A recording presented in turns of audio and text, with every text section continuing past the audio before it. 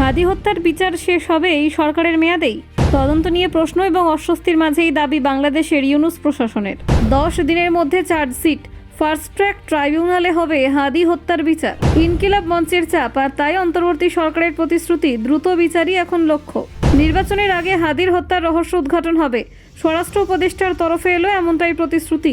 হাদির হত্যার তদন্ত শেষ পর্যায়ে, দায়ী ব্যক্তিদের নাম জনসমক্ষে আনা হবে। 30 দিনের মধ্যে বিচার চাই ইনকিলাব মঞ্চ। সরকারের পদক্ষেপ কী হবে দেখুন।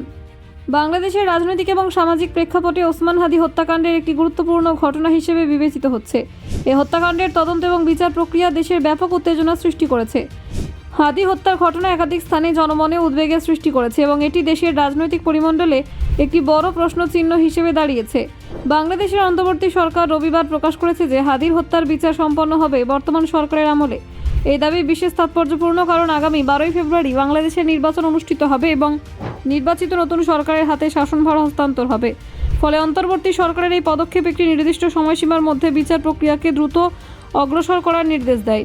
অন্তর্বর্তী সরকারের স্বরাষ্ট্র উপদেষ্টা জাহাঙ্গীর আলম চৌধুরী জানান, তদন্ত প্রক্রিয়াটি বর্তমানে শেষ পর্যায়ে রয়েছে। তিনি বলেন, আগামী 10 দিনের মধ্যে চার্জশিট পেশ করা সম্ভব হবে। এর মাধ্যমে হত্যাকাণ্ডের মূল রহস্য উদ্ঘাটন এবং সংশ্লিষ্ট ব্যক্তিদের শনাক্তকরণ সম্ভব হবে। চৌধুরী আরও বলেন, তদন্তের পর সংশ্লিষ্টদের নাম, ঠিকানা সহ পূর্ণাঙ্গ তথ্য জনসমক্ষে আনা হবে। এটি সরকারের প্রতিশ্রুতি হিসেবে গণ্য হচ্ছে, যাতে দেশের জনগণ এবং নিহতের পরিবার বিচার প্রক্রিয়ায় স্বচ্ছতা এবং দ্রুততা দেখতে পান।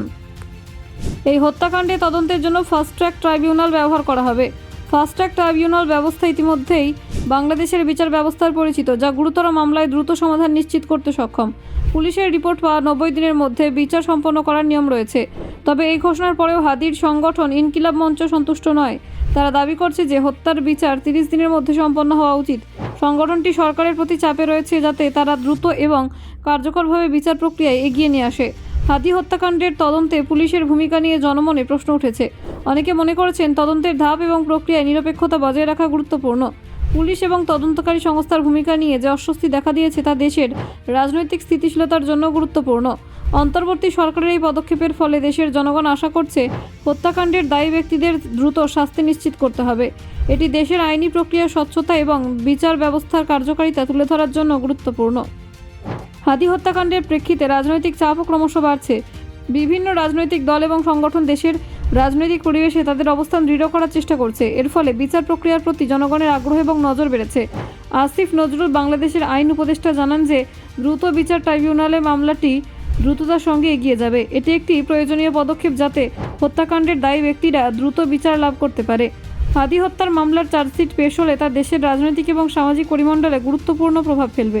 এটি রাজনৈতিক দলগুলোর মধ্যে আলোচনা এবং প্রতিক্রিয়া সৃষ্টি করেছে। ব্যুরো রিপোর্ট, অজানার দেশে।